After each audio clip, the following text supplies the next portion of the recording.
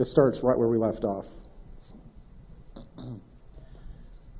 After the spheres started to appear in the solar system and SOHO was capturing images and the secret space program had begun to track the spheres, we have me coming forward, and I came forward on a forum first. And the name it was Good. My last name, Texas State Guard, is what it stood for, but they wanted to get clever to try to, I guess, make it look like Good ETXSG. So I had a lot of people trying to guess what that might mean, but there was no big mystery there.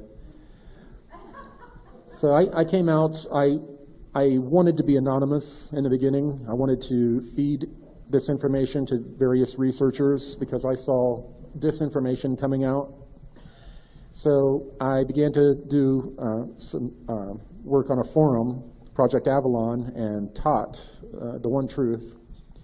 And at that point, I was wanting to remain anonymous, but as we see, that didn't work out too well. Okay.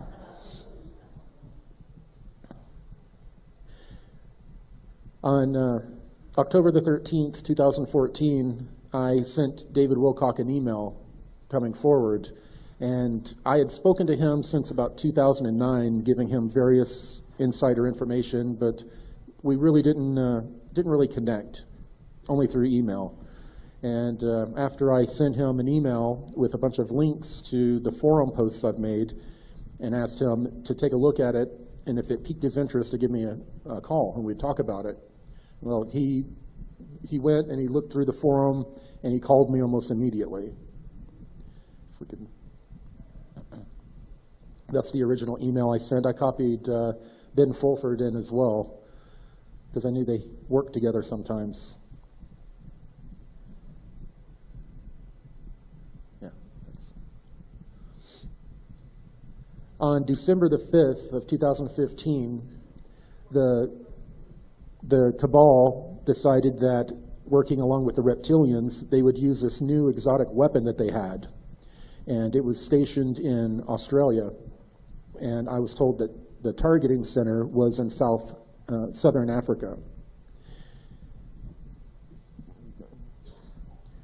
What occurred is they located one of these spheres, and they fired a massive energy beam at it. And using an Aikido principle, the blue avians, or the spheres themselves, just redirected that energy back at where it came from. And it destroyed the base and killed a lot of the people that were present and reptilians that were present for the attack.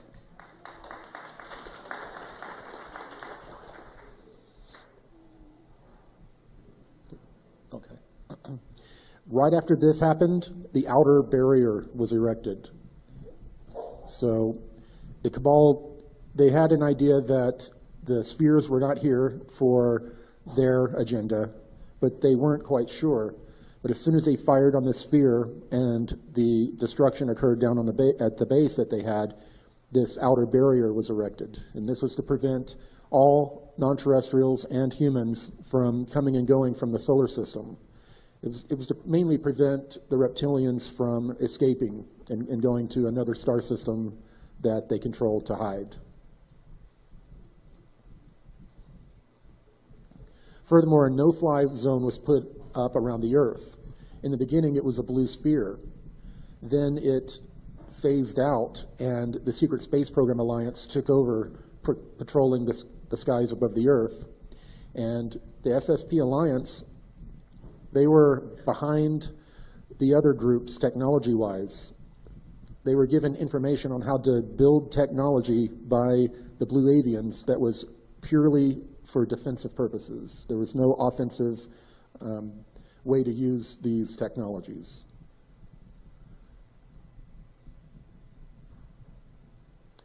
On December 11th, I think we've all seen the story where there was an astronaut that screamed,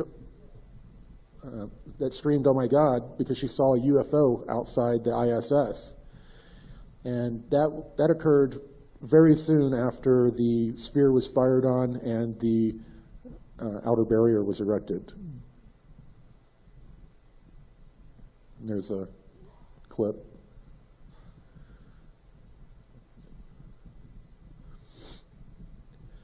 On February 18th, we saw in the news that a giant plume had appeared in the southern hemisphere of Mars. Scientists were unable to explain what may have caused it. It showed up in various news reports, as you see up there. And right there is an image of a very large plume. This turned out to be one of two atrocities. This was the Mars atrocity. The Secret Space Program Alliance ended up being responsible for this. The Secret Space Program Alliance was made up of people who had defected from the other space programs. And we had recent defectors from Dark Fleet and the ICC that had actionable intelligence about a base on Mars that produced a critical piece of equipment, a critical piece of technology. They saw the opportunity to attack it, so they did, without any type of approval from the rest of the SSP Alliance Council.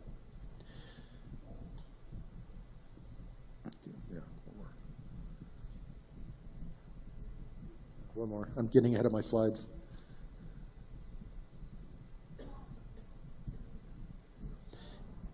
Yes. This facility on Mars had 250,000 human being slaves that were forced to produce this technology. And they were seen as acceptable casualties by the SSP Alliance. That's a very large amount of people.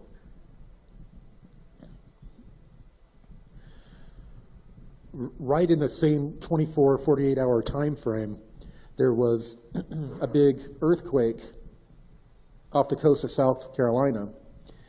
And the earthquake was the report of the weapon that was used on a reptilian base. And this reptilian base had 700 humans there that were also slaves and were being used sort of like test animals in some of the places where they, pharmaceuticals, cosmetics, that kind of thing. 8 days after the second atrocity, the second attack, the cabal begins to immediately accelerate their partial and limited disclosure plan. On February 26th, a very artificial-looking structure and light were announced as being found on Ceres. You see the size of Ceres compared to Earth. And there you see the bright spot.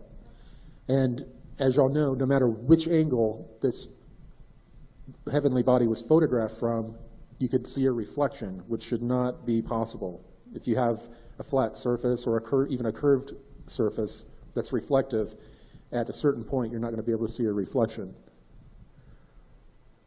There we go. It's taken from several different perspectives. And here we see straight lines and, what is that, an octagon? I can't see. Very unnatural looking geography, if you ask me. And the next day,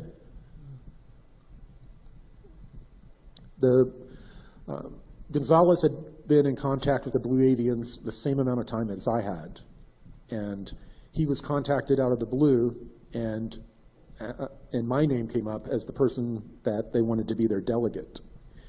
And he was confused in the beginning because he expected, a lieutenant commander or some other, something to be in front of the name other than just a civilian type name.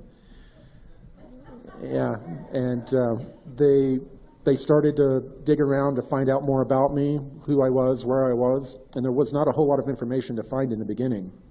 In the beginning, they found that most of my record had been redacted or expunged.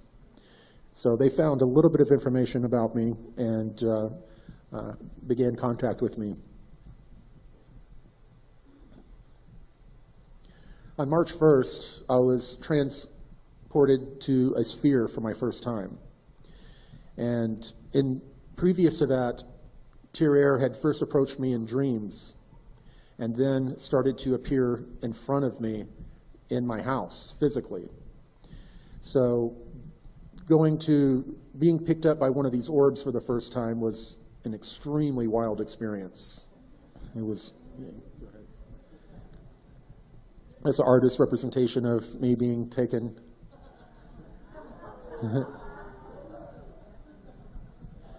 Okay.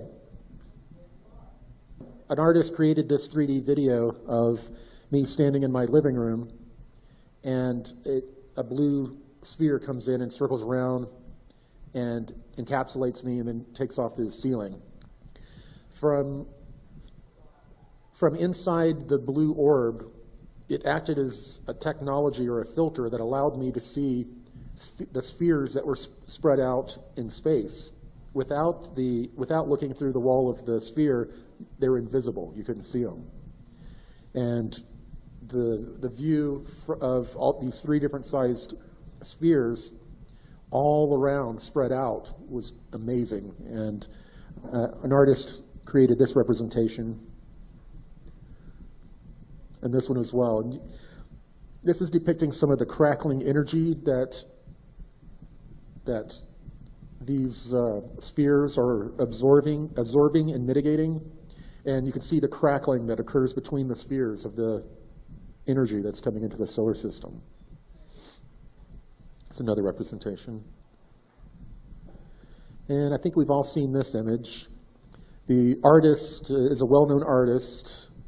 His name is Android. Some of y'all may know him. He usually does beautiful art to music at symphonies or jazz concerts. And he sat down at Gaia to do this image with us, and in the beginning he wasn't too happy. He thought it looked like Howard the Duck.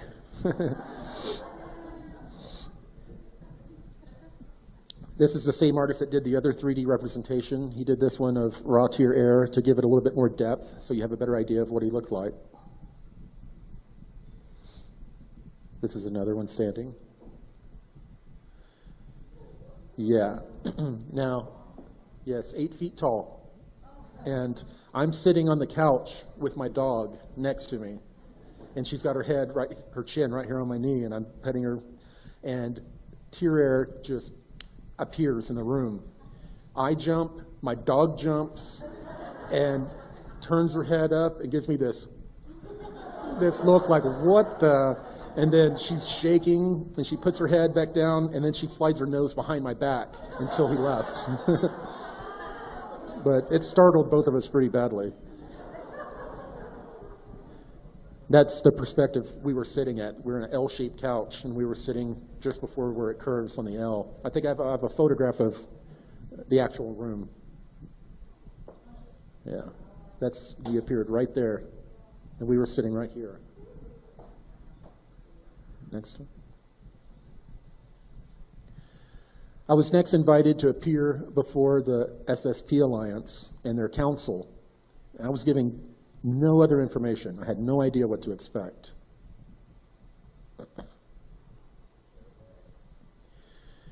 In the beginning, the SSP would come and pick me up in this, what they called a DART, and it had a place for a pilot and a co-pilot in the front, and then 3 seats in the back.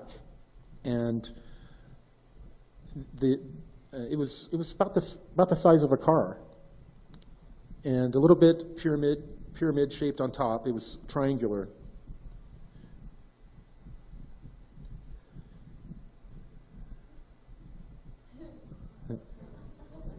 Is it refusing to go? Oh, there we go. And you can see the couch where in the other photograph you could see, I guess the placement, Tyr would be just at that angle when he appeared. But to be picked up, I had to walk out into the backyard and get into the DART. They quit picking me up in the DART after it started to attract too much attention. Next picture. I would come out, I would walk through into this little patio area, and then directly into the backyard. And that was the backyard. There's an area right out there that, the area that you can see has the least grass possible. That's where it was coming down to pick me up. My wife was scratching her head a lot in the beginning when I was telling her about all this. And after one of my visitations, I told her I'd been on a trip, and she went out in the backyard, and the ground was wet, and she saw my footprints going out and then disappear. And then about 20 or 30 feet way on the other side, my feet begin again and walk back to walk inside. In the beginning, she didn't know what to think, but she ended up having confirmations very soon.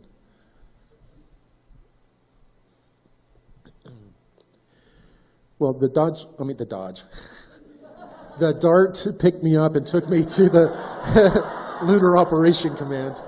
I don't think Dodge made it. Probably Boeing or something.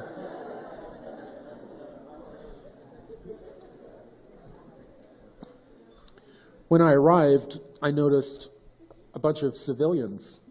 Some were wearing their day clothes, some were wearing pajamas, and they were walking around with a very bewildered look on their face. I forgot to mention, when the DART picked me up this time, when the hatch opened, I looked in, there was a girl sitting in the middle seat, and she was just very excited. And she was like, "Isn't this great? Isn't this exciting? Do you know where we're going?" And she was just really excited. And I didn't expect another person to be in the vehicle. And we flew up to the LOC. People were walking around being told, follow the red line, to get over to the VIP area, where there were two presentation rooms side by side. And all the civilians were being walked into this presentation room. I still don't know what happened in there. But I was walked into another room where all the SSP Alliance was, and also there was some civilian-looking leadership that were there. I was officially introduced to Gonzalez, who pretty much walked up to me directly when I walked in that room. And immediately I recognized him. I had seen him in 2013, right after my detached retina, and I had to be taken for the Mayan to help me with the full recall memories I was having. He was the person that was the military observer there, and I had no idea who he was until this point.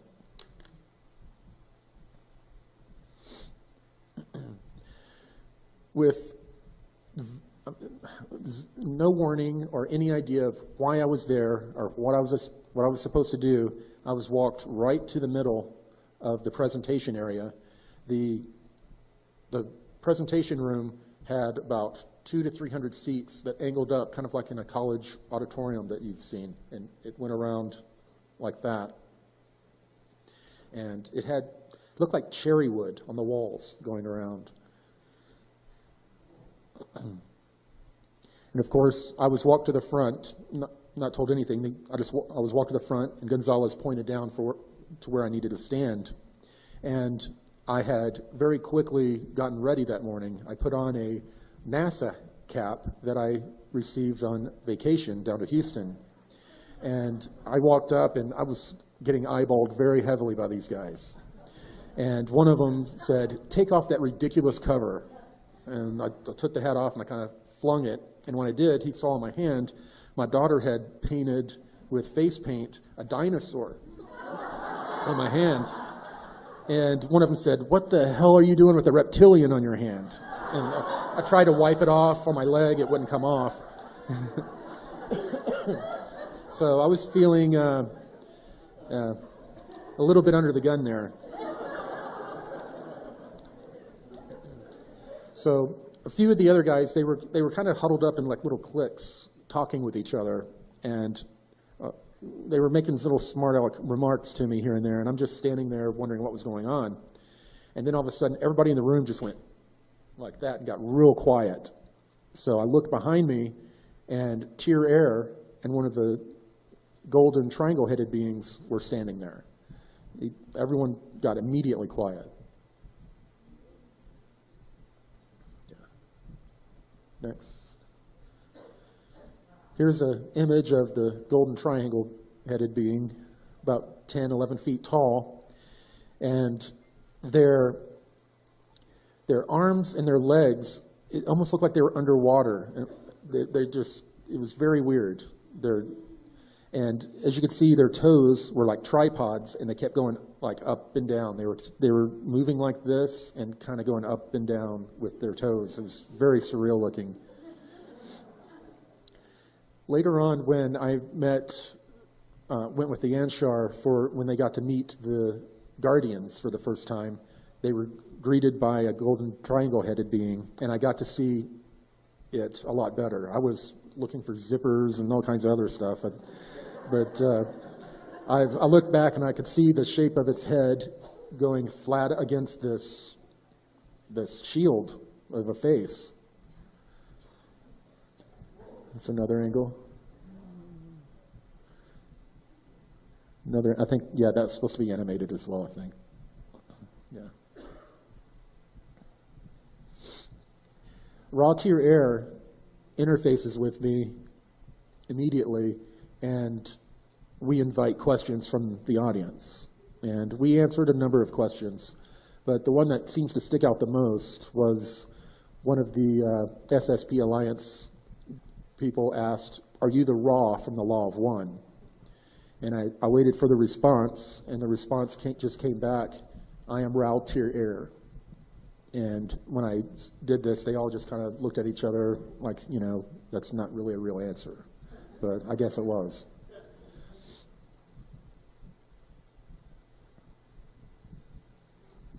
Yes, my favorite meeting.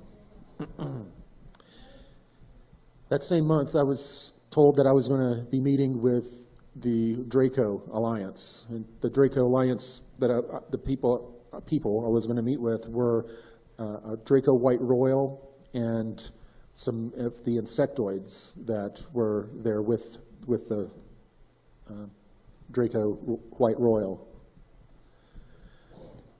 That's supposed to represent me, and this 14-foot tall monster was one of the top White Royals. I've had a lot of people say it was inky and stuff like that. He gave me his name, and it was nothing like that. It was a very Middle Eastern sounding name. I made the mistake of telling David, and he calls the name out all the time. And I'm telling him, do not say the name out loud. It's not a good idea.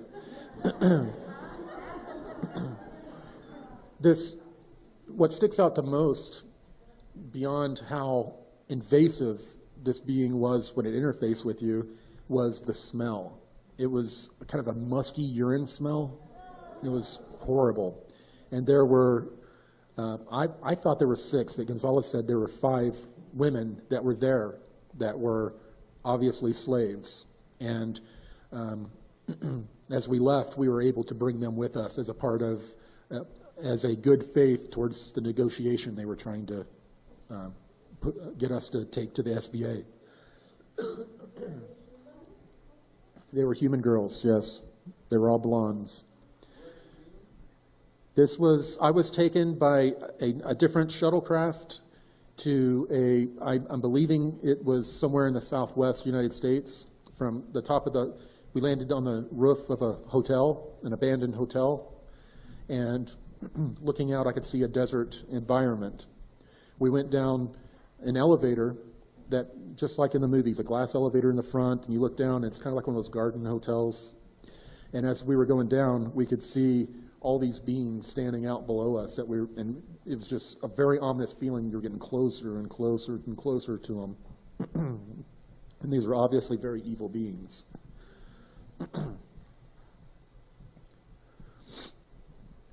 At this point, the Royal White reached out and grabbed my mind, and immediately all I could perceive was this being. Everything else in the room I didn't even know existed. And its eyes started morphing, changing colors, and just, I really don't know how to explain it. They kept almost pulsating. And it took me off guard. I'd never had a being communicate with me that was that powerful. Now, there were humans there. There were humans there that were a part of this committee of 200. And they overheard what was going on and reported it to the rest of their different cabal groups. And this caused, for a short time, a huge uprising among the cabal, because this white Draco offered to leave all of their lower caste and human servants in the hands of the global authorities if they were allowed to leave from our solar system. So this was seen as a major betrayal by a lot of these cabal groups and other non-terrestrials that are a part of this alliance. Yeah, I was lucky enough not to be the one that delivered this news, but the request was denied, and I refused to ever meet with another one of these beings ever again. And not too long after Gonzalez had the same experience as I did, he thought that I was exaggerating the power of this being, and it took 3 days to get over this etheric hangover that this being gave me. It was a massive headache all to the back of my skull. And then Gonzalez ended up having the exact same experience.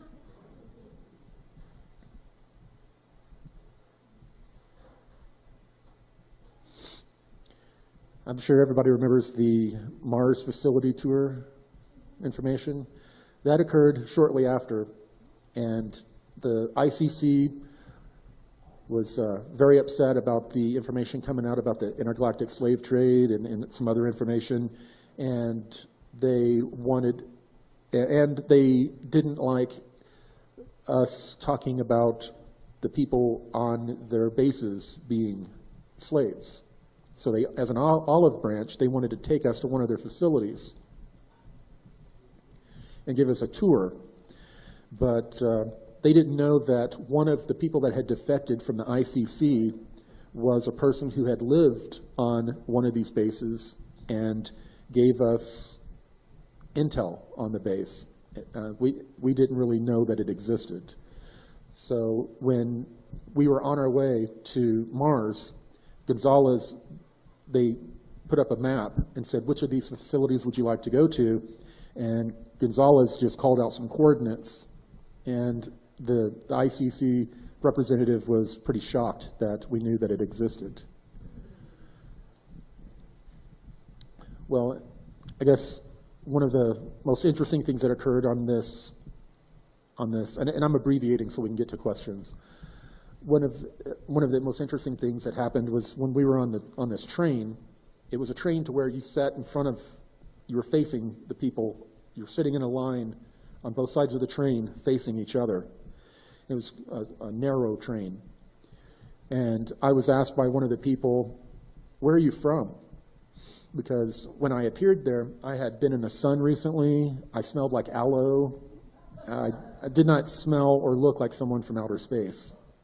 And I made the mistake of saying, just real quick, I'm from Texas.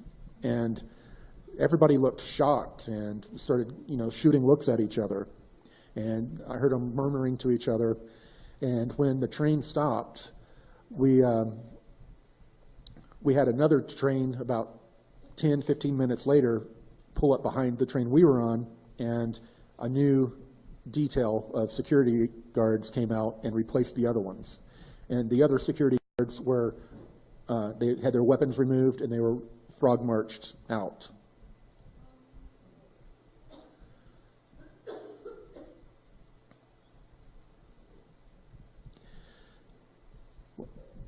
In the process, we got to go and look at the facility with all of the people interacting. And when we were, I didn't know, but there was already an arrangement that we were going to get to take one family back with us so they could be properly, I guess, interrogated or questioned about what was going on at that facility. And we figured out very quickly that when we brought this family on board our craft before we left, that there was somebody missing. And Gonzalez was very upset, and he stormed out and went to talk to the facility commander, and apparently that conversation didn't go too well, because very quickly we had a security detail rushing out to our craft and put us under arrest. We were put in this cell that, when we did the tour before, we didn't see any signs of a prison or a jail. And they walked us up to a wall, and these doors just kind of appeared and opened.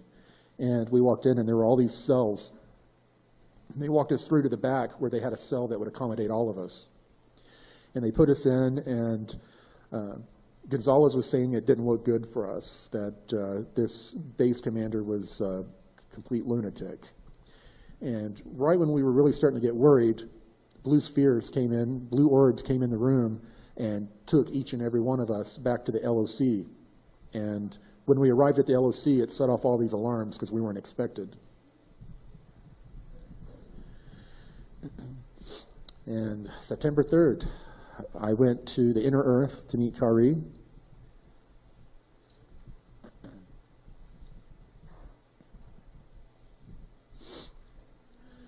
This is an image that was created that shows the crystal caverns I was brought to when I was probably about 11 years old. We were walked out and we spread out in sort of a semicircle in this area, and we were told to try to interface with the crystals, but not to touch them because it could damage us or the crystals. So we went in and we all interfaced with different crystals and really didn't think much of it. But apparently we were being used as sort of a USB drive. We were gathering information, and later on, through the process that we would always go through, they would try to gain as much information as they can that we had absorbed. These are the raptors.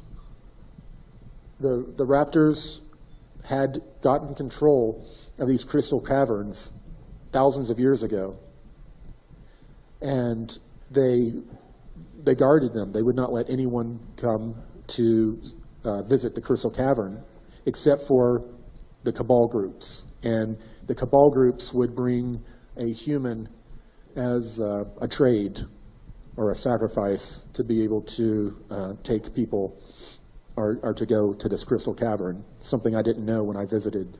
When I visited, it's a 100% chance that they handed someone over for that visit. Another image.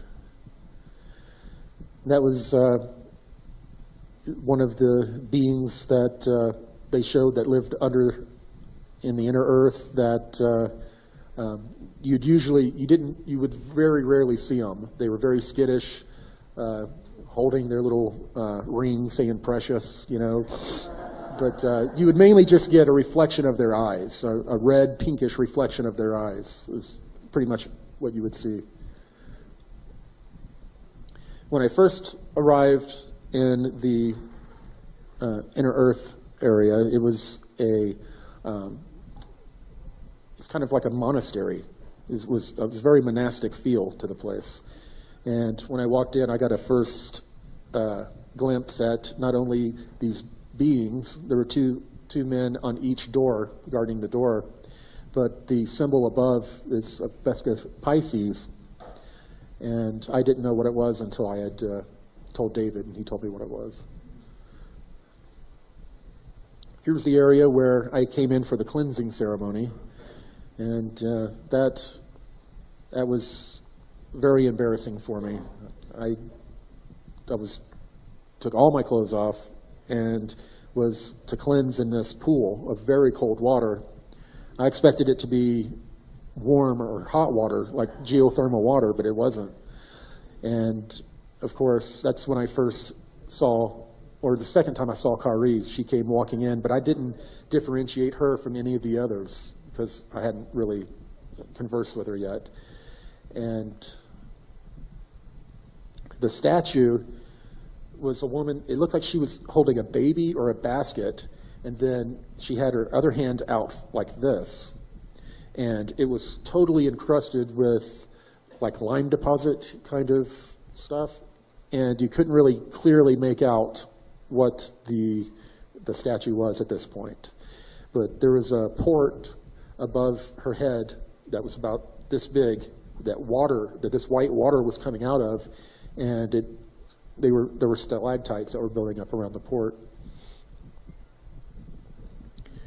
Interesting enough, after I described what I saw, I received emails from all sorts of viewers stating that they had seen similar images depicting inner Earth. So there's been a lot of people that have visited these different groups in the inner Earth, other than myself, obviously, or these images wouldn't be coming out. You can just kind of click through them.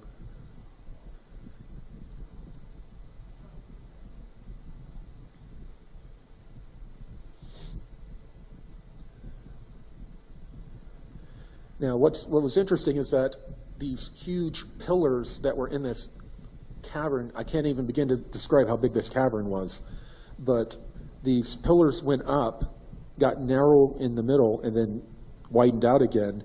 And inside the rock pillars, they had built out all these different types of dwellings. And you could see the light coming from them, the reflection of light off of the windows. Here's some commissioned art. This looks similar to what I saw. And right here you see there were cigar, egg-shaped, and disc craft that looked like a highway up above your head. They were coming and going, and they were disappearing into the rock wall of the cavern. They were going full speed, not slowing down at all, and just disappearing into the wall of the cavern. This was their garden. It was very big. And that's, I guess, the highest vibratory food that we're going to find. And then this was the park area where I could hear different animals in the background. And there was an obelisk that was in the middle of this park that had a giant glowing sphere above it that was mimicking the sun. It was putting out full spectrum light.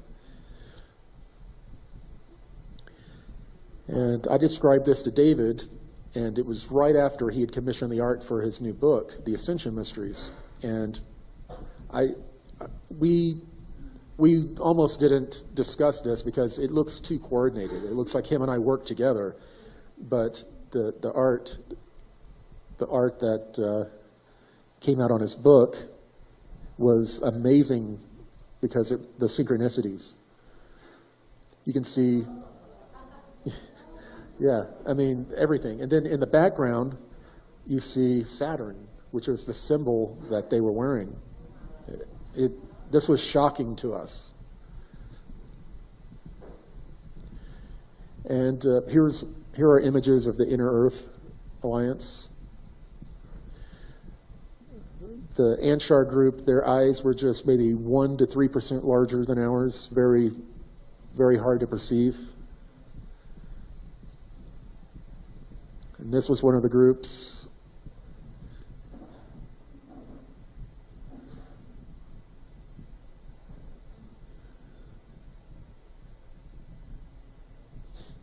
This is the one that most people love to hate, the Omega group. They were very militaristic. And here's Kari's group of the Anshar, the ones that had white hair.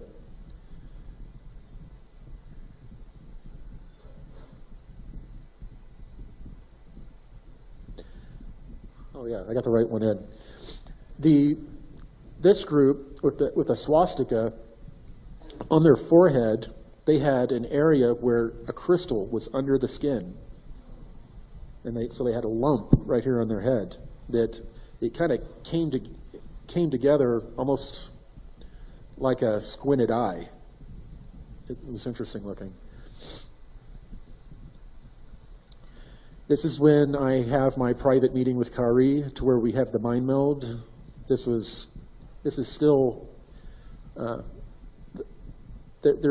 can't think of another incident that has affected me so dramatically. After this, I changed my diet. I got off of all pharmaceuticals. So it was a pretty inspiring meeting. There's Kari. It's actually in the library. This was after she came and asked me if I wanted some of this amber, thick amber-looking liquid, and she said it was the elixir of Isis. I turned it down, but she had some, and it seemed to relax her quite a bit.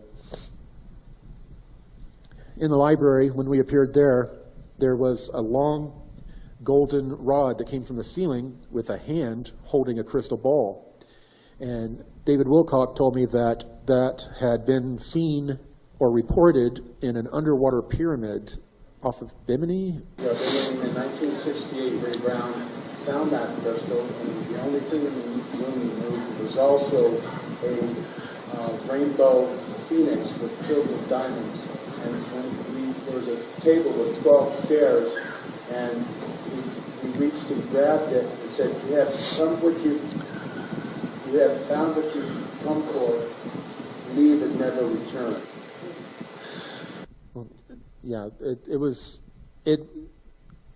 just one of many things I saw around, so it really didn't jump out. But when I had an artist depict it, David thought it was fairly significant. In the library, there were documents all the way from scrolls to leading up to books that were leather bound and also bound with plant material, all the way up to books that had ISBN numbers on them that looked like they were straight out off of, they just ordered them off the internet. Yeah, it was pretty amazing. They walked us through this conference area where there were about 100 or more of these egg-shaped chairs. And you would see groups of people sitting around. The chairs would kind of be in a circle, and they would be having a literal conference call together. And others were sitting in these chairs, and they were projecting outward to all of us on the surface to impart knowledge, to motivate people. And up until this point, they had been presenting themselves as non-terrestrial groups when connecting with people psychically. They had one piece of crystal from this crystal cavern that did not show any type of aura, and they were trying to get it to grow in this chamber. And at the point where I was there, it looked like they were unsuccessful. These are some images I had created of the Mayan breakaway group. Wait, they're not in there? Oh, there we go.